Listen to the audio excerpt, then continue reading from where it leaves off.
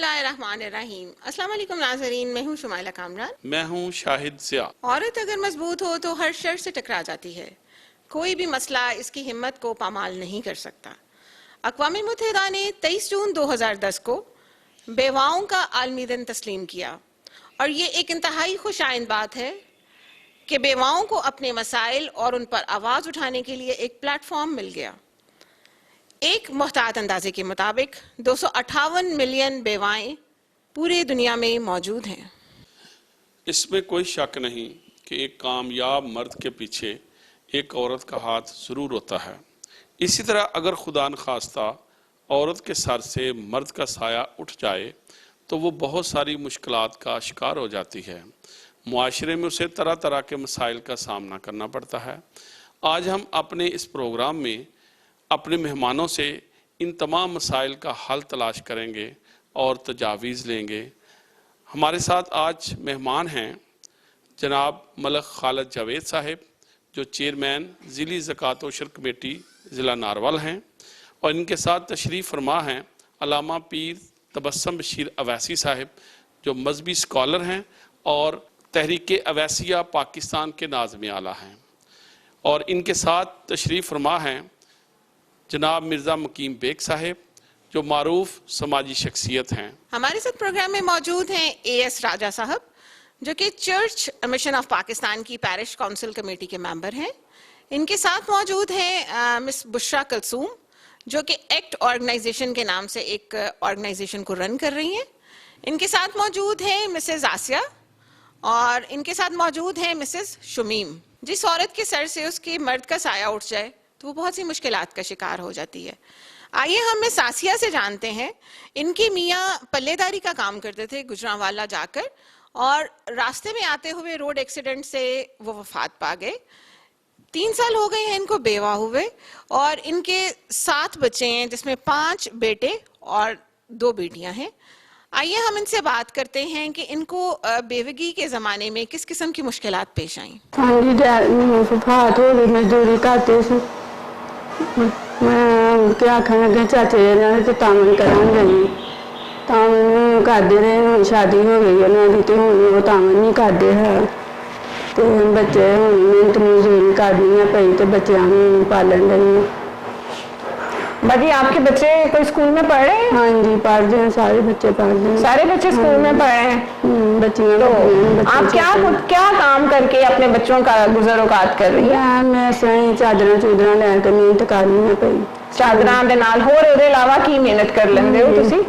ਹੋਰ ਮਿਹਨਤ ਬਰਤਨ ਬੁਰਤਨ ਕੋਈ ਆਖੇ ਤੇ ਧੋ ਲੈਂਦੀ ਹਾਂ, ਤੇ ਜੇ ਸੀਨੀਆਂ ਸੂਈਆਂ ਉਹ ਵੱਟ ਲੈਂਦੀ ਹਾਂ, ਤੇ ਹੁਣ ਜੇ ਤਾਮਨ ਕਰਦੇ ਚਾਚੇ ਇਹਨਾਂ ਦੇ। ਅੱਛਾ, ਤੁਹਾਡਾ ਕਹਿਣ ਦਾ ਮਤਲਬ ਇਹ ਹੈ ਕਿ ਜਦੋਂ ਤੁਹਾਡੇ ਮੀਆਂ ਦੀ ਵਫਾਤ ਹੋਈ ਤੇ ਉਹਦੇ ਬਾਅਦ ਤੁਹਾਡੇ ਦੇਵਰ ਨੇ ਤੁਹਾਡਾ ਕਾਫੀ ਸਾਥ ਦਿੱਤਾ। ਤੁਸੀਂ ਇਹੀ ਗੱਲ ਕੀਤੀ ਨਾ ਕਿ ਉਹਨਾਂ ਨੇ ਤੁਹਾਡਾ ਕਾਫੀ ਸਾਥ ਦਿੱਤਾ, ਔਰ ਹੁਣ ਉਹਨਾਂ ਦਾ ਵੀ ਕਿਉਂਕਿ ਵਿਆਹ ਹੋ ਗਿਆ ਸੋ ਉਹ ਹੁਣ ਤੁਹਾਡੇ ਵੱਲ ਮਦਦ ਨਹੀਂ ਕਰ ਰਹੇ ਤੁਹਾਡੇ ਨਾਲ। توجہ کرتے ساڈے وال۔ ان کے ساتھ موجود ہیں مسز شمیم۔ ان کے میاں بھی مزدوری کرتے تھے اور 10 سال ہوئے ان کو وفات پائے ہوئے۔ ان کے 9 بچے ہیں، 6 بیٹے اور 3 بیٹیاں۔ آئیے ہم ان سے جانتے ہیں کہ ان کی گزر اوقات کس طرح سے ہو رہی ہے اور کیا مسائل ہیں جن کو یہ فیس کر رہی ہیں۔ 10 سال ہوئے میرے آدمی فوت ہوئے۔ ਬਾਜੀ ਉਧਰ ਕੈਮਰੇ ਵੱਲ ਪਹਿਲਾਂ ਲੋਕ ਆਂਦੇ ਹਨ ਰਿਸ਼ਤੇਦਾਰ ਵੀ ਅਸੀਂ ਤੁਹਾਡੀ ਮਦਦ ਕਰਾਂਗੇ, ਅਸੀਂ ਤੇਰੇ ਬੱਚਿਆਂ ਨੂੰ ਮਤਲਬ ਸਾਂਭਾਂਗੇ, ਤੇਰੀ ਮਤਲਬ ਹਰ ਤਰ੍ਹਾਂ ਦੀ ਅਸੀਂ ਹੈਲਪ ਕਰਾਂਗੇ। ਮੈਂ ਆਖਿਆ ਠੀਕ ਹੈ। ਬਾਅਦ ਚ ਕੋਈ ਵੀ ਨਹੀਂ ਫੌਤ ਹੋ ਗਿਆ, ਕੋਈ ਦਿਓਰ ਨਹੀਂ ਬਣਿਆ, ਕੋਈ ਭੈਣ ਭਾਈ ਕੋਈ ਨਹੀਂ ਬਣਿਆ। ਆਪੇ ਮੈਂ ਆਪਣੀ ਮਿਹਨਤ ਮਜ਼ਦੂਰੀ ਕਰ ਕਰਕੇ ਆਪਣੇ ਬੱਚਿਆਂ ਨੂੰ ਪਾਲਿਆ, ਦਿਹਾੜੀਆਂ ਕਰ ਕਰਕੇ ਪਾਲਿਆ। ਮਤਲਬ ਕਿਸੇ ਦਾ ਗੋਇਆ, ਜੇ ਕਿਸੇ ਨੇ ਕਿਹਾ ਤਾਂ ਪੱਥ ਦੇ, ਉਹ ਪੱਥ ਕੇ ਆਈ ਆ। ਜੇ ਕਿਸੇ ਕਿਹਾ ਸਾਡੀ ਮਿੱਟੀ ਲਾ ਦੇ, ਉਹ ਲਾਈ ਆ। ਮਤਲਬ ਬਾਹਰ ਕਿਤੇ ਖੇਤਾਂ 'ਚ ਕੰਮ ਆ ਦਿਹਾੜੀਆਂ ਦਾ, ਉਹ ਕੀਤਾ ਕਰਕੇ ਆਪਣੇ ਬੱਚਿਆਂ ਨੂੰ ਮਿਹਨਤ ਕਰਕੇ ਮੈਂ ਪਾਲਿਆ।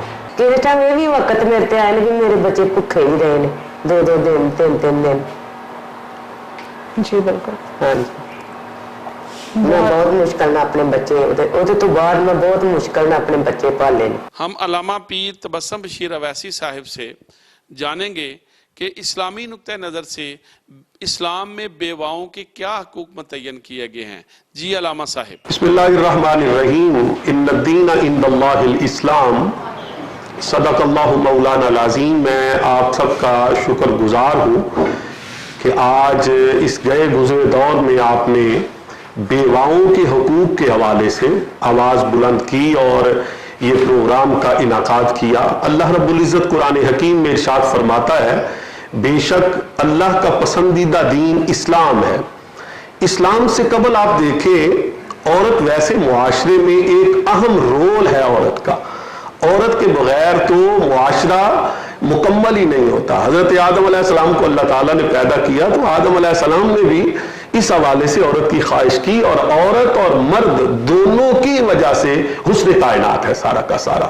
نبی کریم صلی اللہ علیہ وسلم کے آنے سے پہلے عورت کے حقوق پر یہ ڈاکہ زنی کی جاتی تھی. غاصبانہ قبضہ تھا عورت کے حقوق پہ.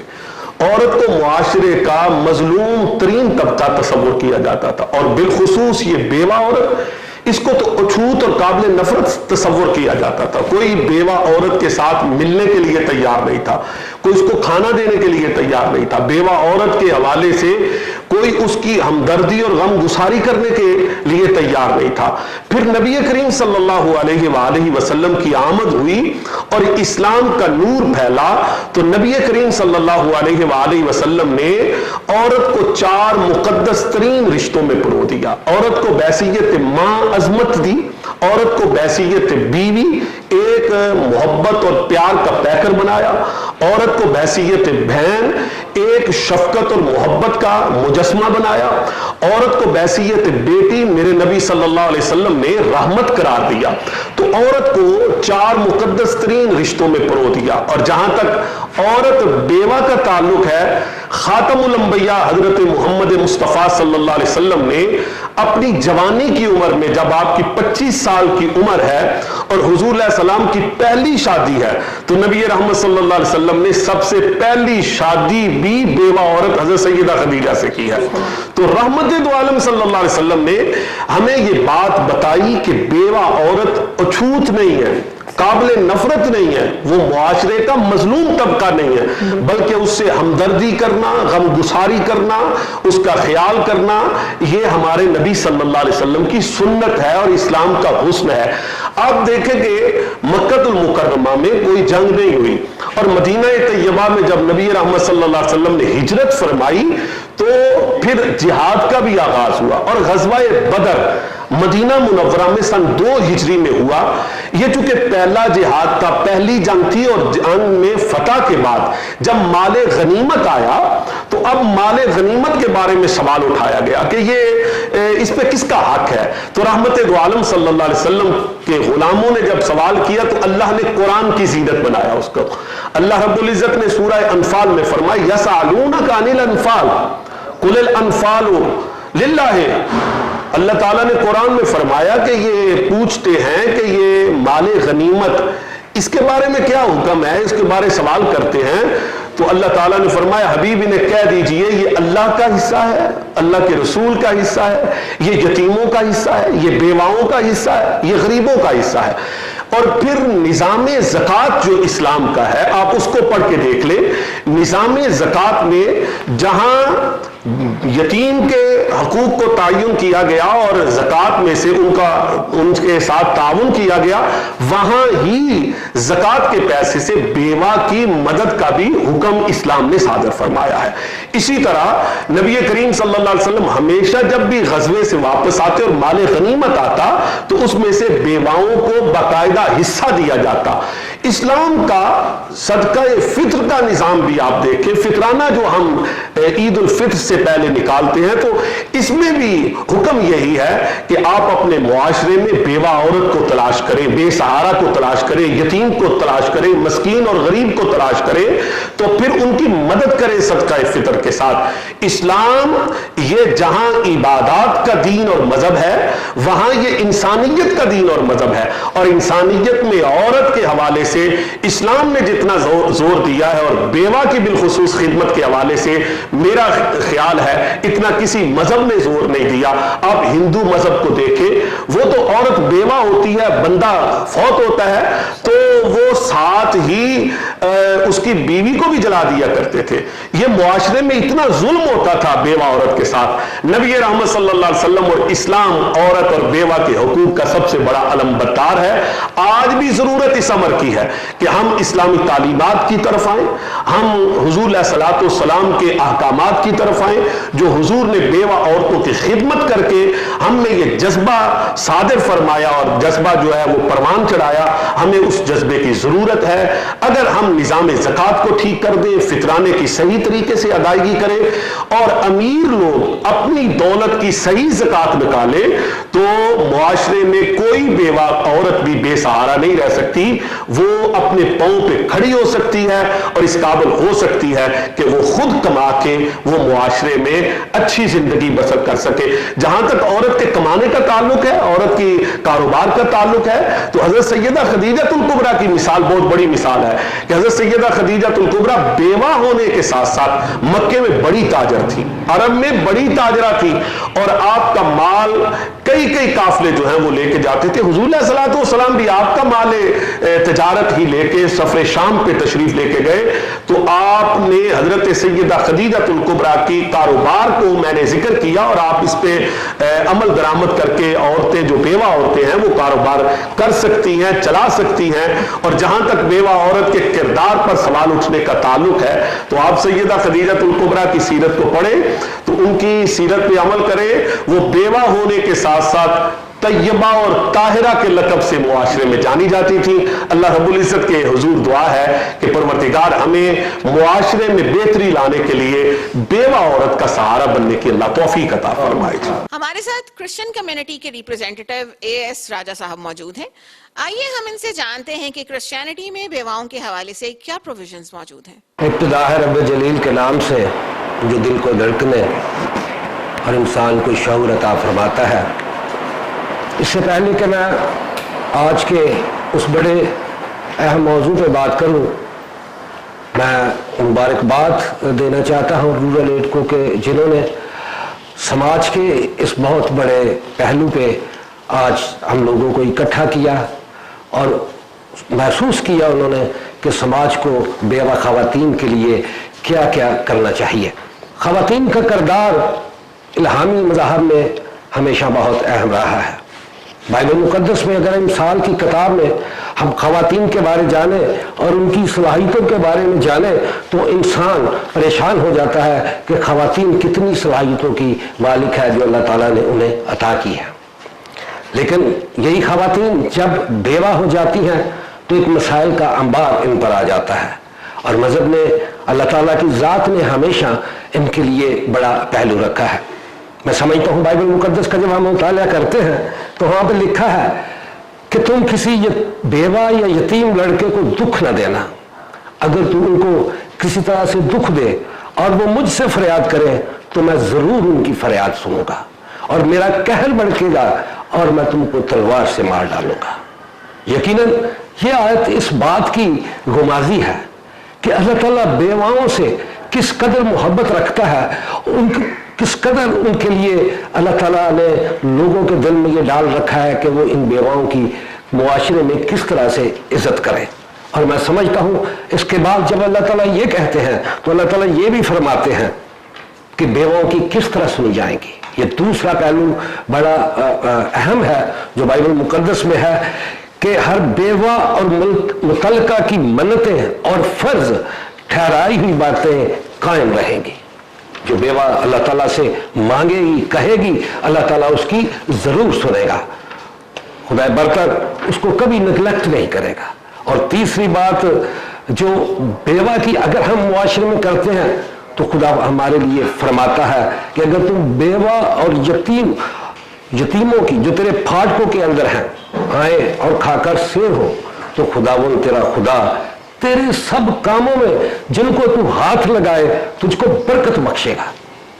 بیواؤں کی مدد کرنے والوں کے لیے اللہ تعالیٰ نے اتنا اجر رکھا ہے کہ اس کے سب کاموں میں وہ برکت بخش دیتا ہے.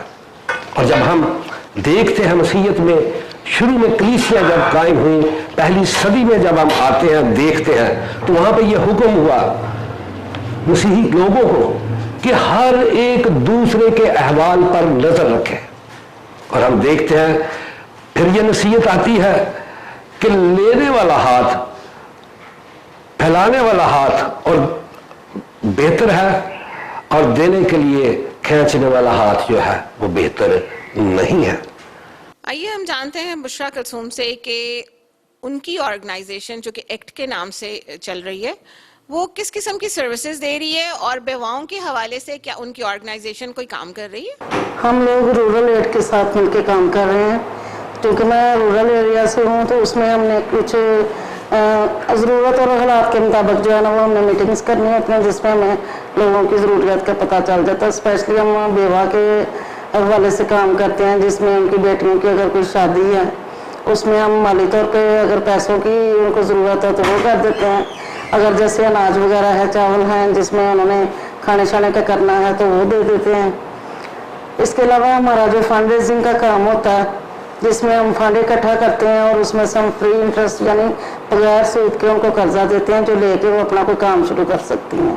اس حوالے سے ہم ان کو سپورٹ کر رہے ہیں۔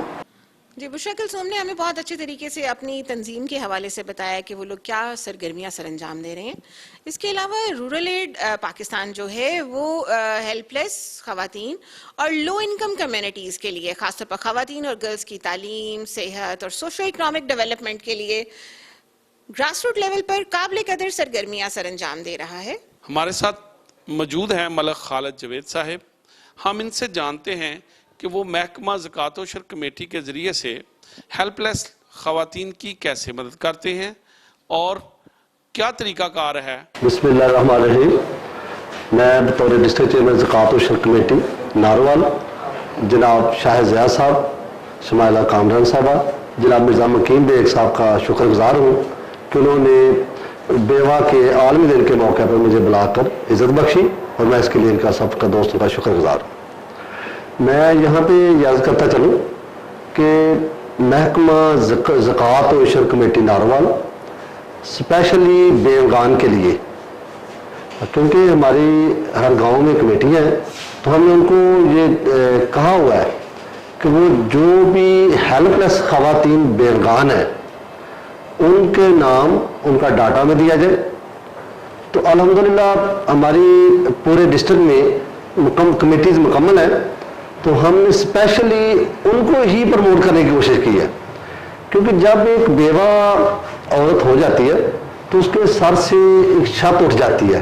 تو میں سب سے پہلے اس سے ساتھ ساتھ یہ ڈسٹرکٹ چیئرمین جو زکوٰۃ ہے جو ان کی ایفرٹس ہیں اس کے بارے میں آنا چاہتا ہوں کہ ہم نے ہر گاؤں میں جو وڈوز ہیں، بیوہ ہیں، ہیلپ لیس ہیں، ان کے لیے ایک اسپیشل پیکیج تیار کیا ہے کہ جو عام بندے جو غریب ہیں ان کا تو پھر بھی غریب تو ہیں لیکن ان کا کچھ نہ کچھ آسرا ہوتا ہے، کہیں نہ کہیں سے ان کو کوئی انکم ہو جاتی ہے، کوئی محنت مزدوری کر لیتے ہیں۔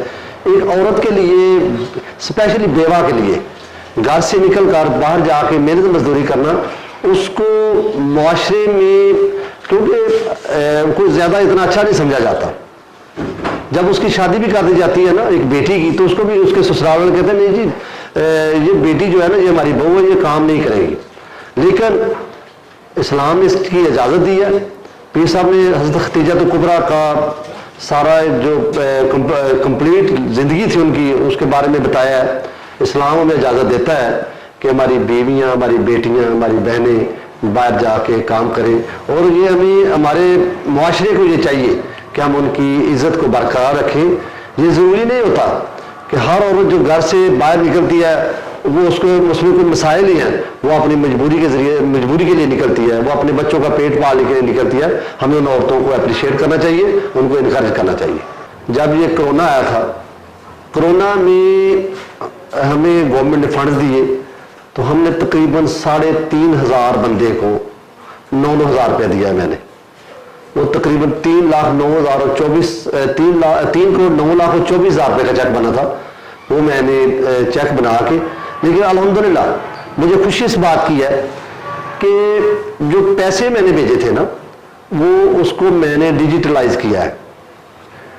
پہلے ہوتا یہ تھا کہ پیسے گاؤں کے چیئرمین کے پاس جاتے تھے، چیئرمین جو ہوتا تھا وہ گاؤں کا چوری ہوتا تھا، کوئی تگڑا بندہ ہوتا تھا، تو عورتیں اس کے پاس جمع ہوتی تھی، تو وہاں پہ بھی جو عورت کی بیوہ کی عزت نفس تھی نا وہ مجروح ہوتی تھی. یہ دیکھیے وہاں پہ گاؤں میں اگر 10-20 بندوں کو اکٹھا کر کے 2, 4, 5, 10 عورتوں کو بلایا جائے کہ جناب, ان کو تو نشانہ بنا دیا جاتا تھا کہ ان کو جی یہ زکوٰۃ دیتے ہیں. جو ہمارا مذہب, ہاں جو ہمارا ملک, یہ چیریٹی کے لحاظ سے الحمدللہ پاکستان جو ہے دنیا کے اوپر والے 2-3 ملکوں میں ہم لوگ جب کسی عورت کو مجبور دیکھتے ہیں, کسی خواہ وہ عورت کا مسئلہ ہو, وہ فلڈ کا مسئلہ ہو, زلزلے کا مسئلہ ہو, الحمدللہ پاکستان چیریٹی کے لحاظ سے اوپر والے 2-3 ملکوں میں ہے. اچھا, لیکن جب ان کو اس طرح بلا کے ایک گاؤں میں ایک ڈیرے پہ بٹھا کے 5-10 عورتوں کو بلا کے اور 10-20 چودھری ادھر بیٹھ کے ان کو زکوٰۃ دیتے تھے, دیکھنے میں تو وہ لگتے تھے کہ جناب یہ بہت سوبر آدمی ہے, یہ عورتوں کی عزت کے لیے کرتے ہیں. وہ جو ان کے ساتھ سلوک کرتے تھے, اس پیسے کے ساتھ جو سلوک کرتے تھے, وہ کوئی اچھا نہیں کرتے تھے. لہذا ہمارے پرائم منسٹر صاحب نے, ہمارے محکمہ زکوٰۃ نے اس کو ڈیجیٹلائز کیا ہے. ابھی کوئی میری بہن جو بیوہ ہو, کوئی میری بیٹی جو بیوہ ہو, اس کو کسی چودھری کے ڈیرے پہ نہیں جانا پڑے گا. ہم وہ چیک ٹیلی نار ایزی پیسہ کے ذریعے سے اس کے ڈائریکٹ ٹیلی فون پہ میسج بھیجتے ہیں, وہ پیسے آرام سے وہ دکان پہ جاتی ہے, اپنا تھم امپریشن لگا کے بایو میٹرک کرواتی ہے اور پیسے لے کے باعزت طریقے سے گھر آ جاتی ہے. تو میں اس موقع پہ اپنی گورنمنٹ کا بہت مشکور ہوں کہ انہوں نے یہ آئی ٹی استعمال کر کے بہت ساری میری بہنوں بیٹیوں کی عزت کو محفوظ کرنے کی کوشش کی ہے. لہذا یہ جو کرونا کے حوالے سے بات ہو رہی ہے, جتنا انسینٹو ہماری گورنمنٹ نے دیا ہے, یہ ایک بڑا انسینٹو ہے. وہ کہ ہمارے ہاں غربت بہت زیادہ ہے, ضرورت زیادہ کی تھی, لیکن دینا تو گورنمنٹ اتنا تھا جتنے ہمارے وسائل ہیں. الحمدللہ ہم نے صرف اپریل میں نے کوئی 6.25 کروڑ روپے کے چیک کاٹے ہیں, جو صرف دہاڑی دار مزدوروں کو, بیوگان کو, کرونا متاثرین کو دیے ہیں. تو مجھے یہ سن کر خوشی ہوئی ہے کہ ابھی بھی گورنمنٹ نے کرونا کے لیے کافی فنڈز رکھے ہیں. وہ انشاءاللہ جولائی میں ہمارے پاس آ جائیں گے, تو ہم دوبارہ اسی طرح لوگوں کو تلاش کر کے انشاءاللہ ان کو پیسے دیں گے. ہمارے درمیان موجود ہیں مرزا مکیم بیگ صاحب, جو سماجی خدمات کے حوالے سے وسیع تجربہ رکھتے ہیں. ہم ان سے بھی رائے لیتے ہیں. جی مرزا صاحب. میں میرا ناروال نیوز چینل کا شکریہ ادا کرتا ہوں اور رورل ایڈ کے اس انیشیٹو کو اپریشیٹ کرتا ہوں جو سوشلی ایکسکلوڈڈ کمیونٹیز سے متعلقہ ہے. میں سمجھتا ہوں کہ وڈوز کو جن مسائل کا سامنا کرنا پڑتا ہے ان میں poverty, access to services, violence against widows and their children اور اگنورنس کے ہیں. سب سے اہم مسئلہ معاشرتی رویے ہیں. اگر دیکھا جائے مذہبی حوالے سے عورت کے حقوق اور پروٹیکشن کی تعلیمات بہت واضح ہیں. اسی طرح ملکی قوانین بھی ہر شہری کو پروٹیکشن کی ضمانت دیتے ہیں, لیکن ان قوانین کے نفاذ میں بہت سی خامیاں موجود ہیں جن کی وجہ سے وائلیشن کے کیسز بھی بہت عام ہیں. ہماری پریکٹسز اور رویوں میں بہت تضاد ہے جو کہ مذہبی تعلیمات اور ملکی قوانین کے برعکس ہیں. ہمیں ان رویوں اور پریکٹسز میں چینج لانے کی ضرورت ہے جو کسی بھی شہری یا ہیلپ لیس گروپ کے فنڈامنٹل رائٹس کی وائلیشن کا باعث بنتے ہیں. اس کے ساتھ ساتھ میں سمجھتا ہوں کہ حکومتی سپورٹیو اور سیفٹی نیٹس کو مزید فعال بنانے کی ضرورت ہے. آئیے ہر طرح کی ڈسکریمنیشن کے خاتمے کے لیے اپنا اپنا رول ادا کریں. جی ناظرین, میں آپ کو مزید بتانا چاہوں گی کہ رورل ایڈ کا آواز دو پروگرام بہت اہم ہے جو معاشرے میں وانریبل اور سوشلی ایکسکلوڈڈ کمیونٹیز کی پروٹیکشن اور سماجی رویوں میں مثبت تبدیلی کا باعث بنے گا. جی ناظرین, آپ کو ہمارا آج کا پروگرام کیسا لگا؟ ہم آپ کی رائے اور آپ کے مشورے کا انتظار کریں گے, اور آپ ہمیں جوائن کر سکتے ہیں فیس بک کے پیج پر اور یوٹیوب پر. آپ کی مفید آراء ہمیں اپنے پروگرام کو بہتر کرنے میں معاون ثابت ہوگی. پروگرام کے اختتام پر میں اپنے تمام معزز مہمانان گرامی کی بہت مشکور ہوں میرا ناروال نیوز کی طرف سے کہ جنہوں نے اپنے قیمتی وقت سے ہمیں نوازا اور اپنے مفید باتوں سے ہمارے ناظرین کو محظوظ کیا. میں امید کرتی ہوں کہ ہمارے ناظرین جو ہیں آج کی جو بھی باتیں سیر حاصل ہوئی ہیں ان سے استفادہ کرنے کی کوشش کریں گے. آئیے ہم عہد کریں کہ کووڈ-19 کی موجودہ صورتحال کے دوران ہمیں پسماندہ اور ہیلپ لیس وومن اور گرلز کو نظر انداز نہیں کرنا اور آس پاس ہونے والے ناانصافی کے نظام کو بہتر کرنا ہے. Stay home, stay healthy. اے میرا ناروان، اے میرا ناروان، اے میرا ناروان، اے میرا ناروان، اے میرا ناروان، اے میرا ناروان، اے میرا